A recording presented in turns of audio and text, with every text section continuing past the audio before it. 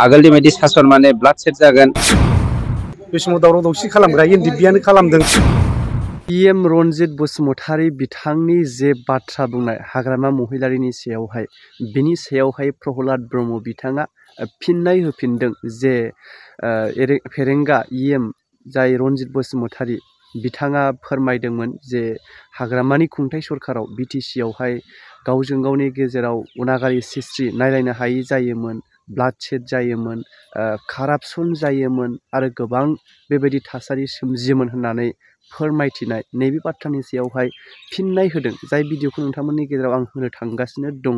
जिहेथु प्रहलाद ब्रह्म बिथाङा बुंनाय, जिहेथु बिथाङा फोरमायदों थांनाय जे हाग्रामानि समाव बेफोरबायदि जाथाय जानाया NDBनि थाखाय जादोंमोन, फेरेंगामोननि थाखाय जादोंमोन, नैबेबायदि बाथ्राखौ बिथाङा बुंदों।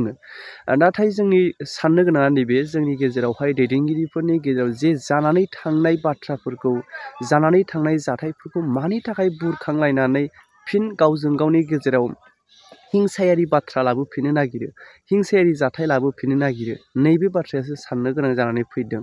जिहेथु जोङो बुजिनानैबो बुजियै बायदि जागासिनो दङ राजखान्थि पावारखौ लानानै जोंनि खायफा खायफा दैदेनगिरिफोरनि गेजेराव। बे नाथाय जोंनि थाखाय इयुन समाव मोनसे गावजों गावनो सैलायै, गावजों गावनो माबा मोनसे खिथेर लाफिनलायनाय नैबेबायदिसो बाथ्रा जाहैनो थांनो नागिरो। दा रायजो राजाफोरा माबायदि मोन्दांथि मोनो, मोन्दांथिखौ नोंथांमोना जोबजासे नायनायनि गेजेरजों कमेन्ट खालामहरलाय।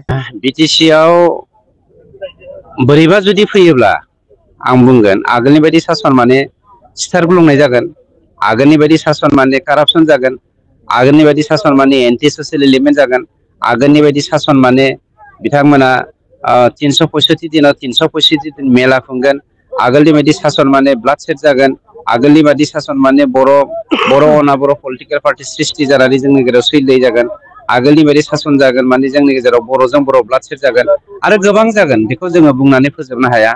बे हाग्रामानि मोनसे सिमांखा। खिन्थु आं दहायनो बुंदों BTCनि 35 लाख रायजो राजाफ्रा दिनै हाग्रामाजों गैया। हाग्रामानि बायदि असान्ति राजा, खोमसिनि राजाजों जोंनि सोरांखौ मोजां मोनग्रा जनसाधारना हाग्रामाखौ मालाबाबो गनायना लाया। दिनै बे फेरेंगा रनजित बसुमतारी बिथाङा बेसलेस खोथाखौ बुंबाय थायो जे हाग्रामा महिलारि दैदेननाय BTC समावथ' जेबो दावराव जायाखै। बे समाव दावराव दावसि खालामग्रा एनडिएफबिआनो खालामदों बा सोमावसारग्रा आफादफ्रा खालामदों।